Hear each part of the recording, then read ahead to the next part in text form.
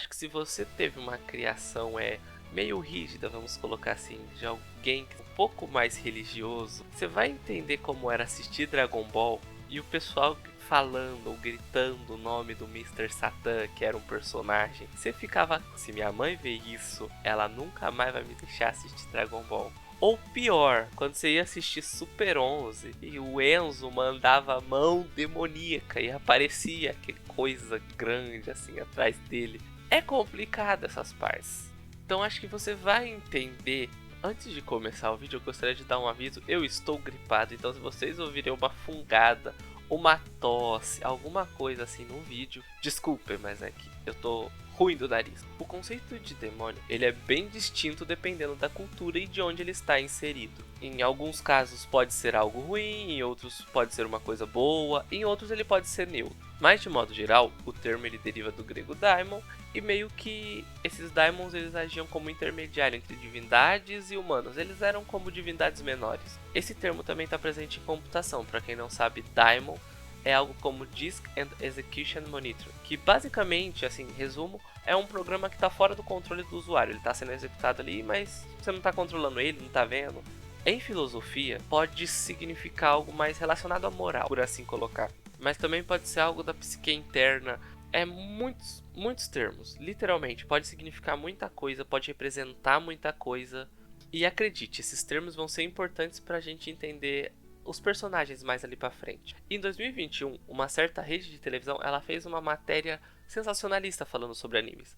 Acho que todo mundo ficou sabendo, todo mundo que gosta de anime acabou vendo isso, acabou prestando atenção, porque, sério, deu uma certa polêmicazinha. E não é raro encontrar pessoas falando mal de certos animes, principalmente que ele é coisa do demônio. É sério, você coloca na internet assim, vai ter gente discorrendo sobre o assunto. Vamos falar sobre isso depois. E seria impossível citar o conceito da palavra demônio para cada cultura. Sério, muitos significados diferentes. Daria um vídeo acho que longo demais. Então, vou me focar apenas em alguns termos e denominações. No geral, meio que pode ser usado para falar que é algo que está fora do controle humano, vamos colocar assim. Algo que foge do escopo da humanidade. Olha só que frase. Por exemplo, em alguns RPGs, demônios podem determinar a raça de qual vem o personagem. Por exemplo, aqui o Lieb de Black Clover, o Diablo de Tensei Shitari Slime Dataken. Tem os demônios de Soul Soul no Frieren também, que eles são de uma espécie que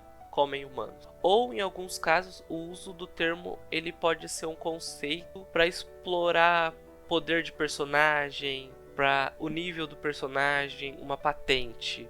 Por exemplo, em Tensei Shitari Slime Dataken, o Rimuru, que é o personagem principal, ele alcança a patente de Lord Demônio. Meio que ele é um slime, ele era um humano e virou slime. A espécie dele não é essa, ele apenas ganhou essa denominação porque ele alcançou determinados termos. Esse termo ele pode ser usado assim porque ele pode ser amplamente explorado de diversas maneiras. E um dos termos que eu gosto bastante é aquele que fala sobre a parte psicológica, pessoal e social do negócio. Você já teve que lidar com seus demônios interiores, suas coisas internas, os seus monstros ruins? O Naruto, o Asta e diversos outros protagonistas de anime tiveram. No caso de anime, eu suponho que por roteiro, o simples seja que basicamente esses demônios sejam uma parte que o protagonista tem que enfrentar de si mesmo. Por exemplo, a Kurama ela é chamada de demônio, mas ela é meio que um alienígena.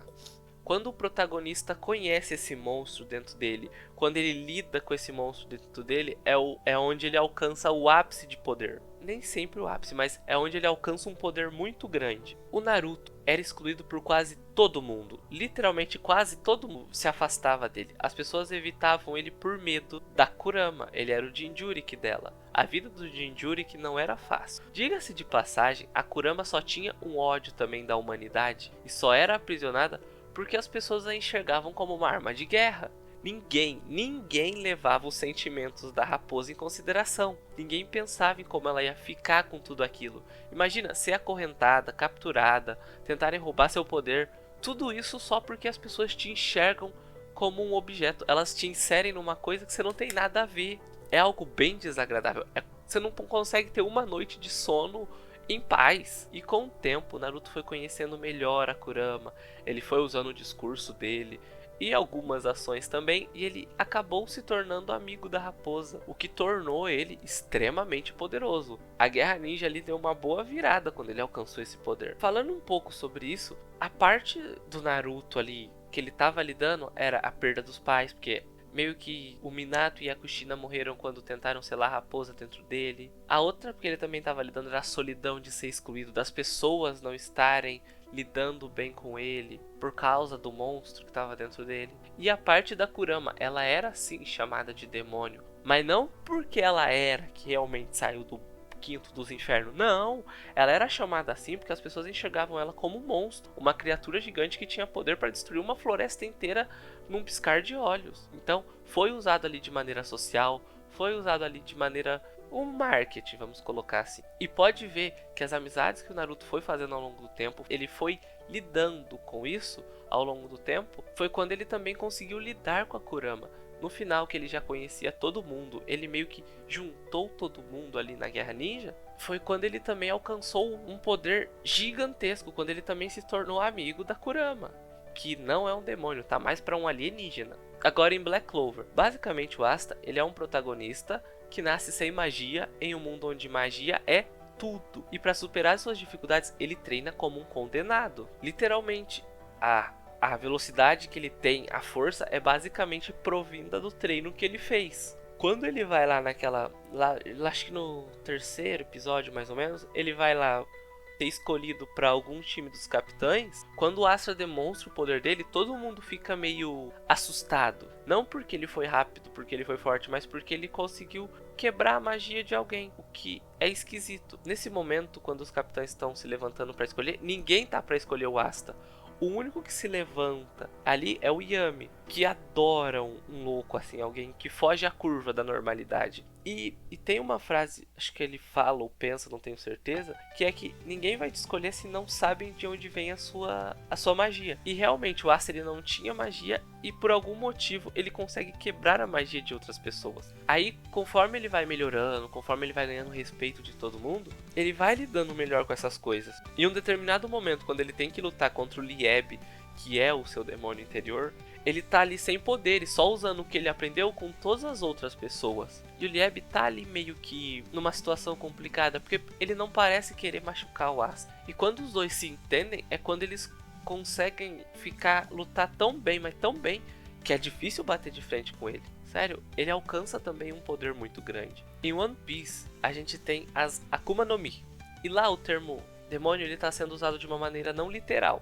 Embora não seja dito que algumas pessoas antes acreditavam que dentro da fruta havia tanto que lá no arco de Water 7, se não me engano, quando eles vão salvar a Robin, é apresentado pra gente umas pessoas comendo uma Akuma no Mi e o outro cara lá fica correndo falando que o que tá na Akuma ali pular na dele vai explodir. Aí a menina fala pra ele não ser um idiota, porque a ciência já explicou como funciona uma Akuma no Mi. Então a gente tem uma noção que a ciência do mundo de One Piece, ela já explicou como funciona tudo isso. E mais pra frente, como disse o Dr. Vegapunk, meio que as Akuma no Mi, ela representam os desejos das pessoas. Não assim tão simplista, tá? Aí você tem que ver o arco de Egghead, porque daí o Dr. Vegapunk dá uma explicadinha melhor como funcionam essas coisas. Sem constar que tem os D lá. E eles são chamados de demônios por questões de marketing político. Eles apenas se rebelam contra a autoridade maior do mundo. Eles se recusam a serem escravos, entende? Pega o Garp, por exemplo. Ele não quer de jeito nenhum ser guarda-costas de Tenryubito. Pega o Luffy, ele deu um soco em um Tenryubito. Eles suportam uma quantidade de sofrimento também muito grande. Então, uma Akuma no Mi, os D, tudo isso é um jeito de representar um controle social. One Piece é complexo demais para trabalhar em um vídeo só, tá? Eu tô aqui falando só sobre o termo específico, que aliás pode ser usado para tantos motivos, tanto que é difícil citar todos eles em um único vídeo. Tudo que a pessoa precisa fazer é apenas assistir e interpretar. No entanto, seja para colaborar com a sua narrativa, ou seja porque a pessoa não sabe interpretar as coisas, ela acaba acreditando que esse tipo de coisa realmente tem algo a ver com o termo que ela especificamente acredita. E eu poderia estar fazendo isso agora nesse vídeo também, ainda que de maneira inconsciente. E a questão é que, independente de qual seja o motivo, será que as pessoas estão dispostas a entender ou até mesmo ir procurar alguma coisa sobre? para tentar mudar um pouco a opinião ou tentar enxergar com outros olhos. É difícil fazer alguém ter uma percepção diferente de algo que ela não conhece e que mesmo assim já tem uma ideia dentro de si. Então, quando alguém falar isso pra você, não esquenta muito não. Quando falar anime, é coisa do capeta, mangá, jogo, provavelmente ela não quer mudar de opinião. Bom, aqui eu finalizo esse vídeo. Se você assistiu até aqui e achou esse conteúdo relevante, se inscreve no canal. Às sextas tem vídeos sobre jogos e às vezes nas quartas eu falo um pouco sobre anime ou alguma série também. Obrigado pessoal, até a próxima.